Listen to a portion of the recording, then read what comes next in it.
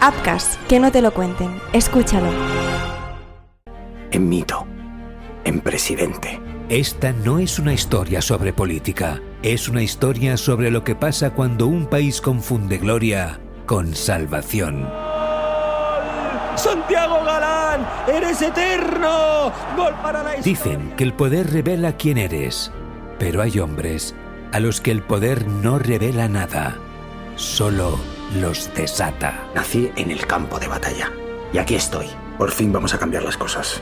Vamos a devolver a España su lugar. En una noche como esta, no se debate, se sobrevive. Porque este país se mide no por cómo trata sus más ricos, sino por cómo cuida a los que más lo necesitan. En la víspera del debate más importante de una nación, un líder está dispuesto a quemarlo todo. ¡Seguridad! ¡Llévense a Raquel ya! ¡Lo tenéis todo grabado! Somos dinamita.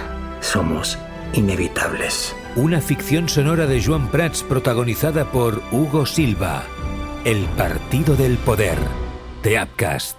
Disponible en las plataformas de podcasting. Bienvenidos a Ciencia y Saber. Hola, ¿qué tal? Muy buenas, ¿cómo estáis? Bienvenidos un día más a Ciencia y Saber. Soy Joan Prats y hoy vamos a hablar del cerebro que aprende a no sentir dolor, ciencia, límites y esperanza. Durante siglos hemos entendido el dolor como una señal inevitable, un aviso biológico que nos protege del daño. Pero en las últimas décadas la neurociencia ha empezado a demostrar algo inquietante y fascinante a la vez. El dolor no es solo una respuesta automática del cuerpo, sino una experiencia construida activamente por el cerebro. Y, en determinados contextos, el cerebro puede aprender a reducirlo, modularlo o incluso apagarlo. Aunque solemos señalar la rodilla, la espalda o el cuello cuando algo duele, la ciencia es clara. El dolor no se genera en el lugar lesionado, sino en el cerebro. Los tejidos envían señales nerviosas, pero es el sistema nervioso central quien decide si esas señales se traducen en dolor o no. Investigaciones lideradas por el neurocientífico Lorimer Moseley, uno de los mayores referentes mundiales en neurociencia del dolor y profesor de la Universidad del Sur de Australia, han demostrado que personas con graves lesiones estructurales pueden no sentir dolor, mientras que otras, con pruebas médicas normales, sufren dolores intensos y persistentes. Resonancias magnéticas en poblaciones asintomáticas revelan hernias discales, degeneración articular o desgaste óseo en individuos sin ningún tipo de molestia. El dolor, por tanto, no es un reflejo fiel del estado de los tejidos, sino una respuesta protectora que el cerebro activa cuando interpreta peligro. El problema aparece cuando ese sistema de protección se desajusta. En muchas personas con dolor crónico, lumbalgias, fibromialgia, migrañas o dolor neuropático, el cerebro entra en un estado de hipervigilancia. Es lo que se conoce como sensibilización central.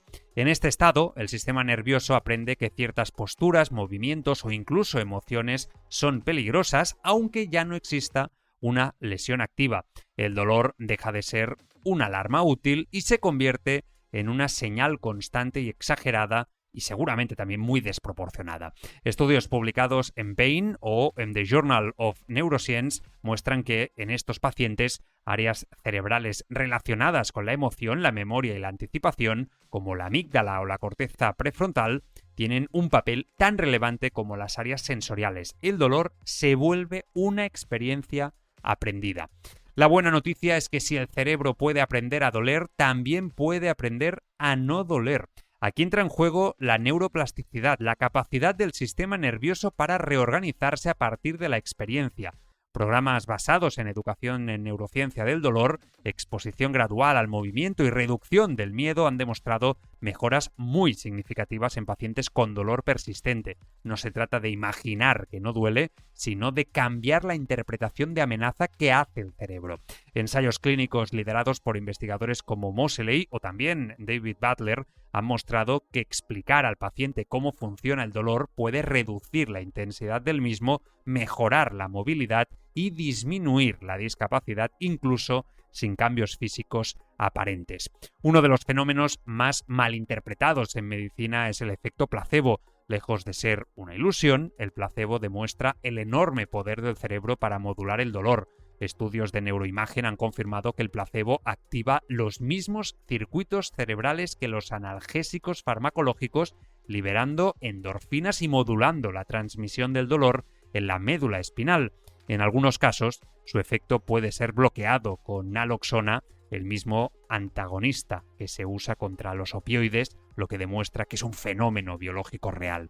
Esto no significa que el dolor sea mentira, sino que la expectativa, el contexto y la confianza influyen directamente en cómo duele algo. El dolor crónico no puede entenderse sin tener en cuenta el contexto emocional y conductual, el miedo al movimiento, la ansiedad, el estrés crónico o experiencias traumáticas previas amplifican la respuesta dolorosa.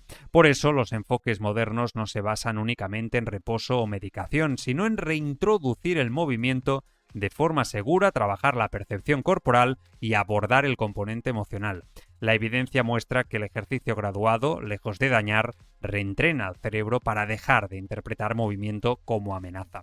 ¿Significa esto que todo está en la cabeza? No. Y es importante decirlo con claridad. El dolor es real, incluso cuando no hay daño visible. Decir que el dolor se construye en el cerebro no lo hace menos válido ni menos intenso. Lo que cambia es la forma de abordarlo. En lugar de buscar obsesivamente una lesión que explique cada síntoma, la ciencia propone entender el dolor como un fenómeno complejo, dinámico y modificable. Esta visión no elimina la necesidad de diagnósticos médicos ni tratamientos farmacológicos cuando son necesarios, pero amplía el abanico de soluciones y devuelve al paciente un papel activo en su recuperación. Estamos asistiendo a un cambio profundo en la forma de entender el dolor. Esto es evidente. Pasamos de verlo como un simple problema mecánico a comprenderlo como una experiencia cerebral influida por biología, emociones, aprendizaje y contexto social. Aceptar que el cerebro puede aprender a no sentir dolor no es negar la enfermedad, sino abrir la puerta a nuevas estrategias terapéuticas más humanas y menos invasivas. Estrategias que no prometen milagros, pero sí algo igual de valioso: esperanza basada en ciencia.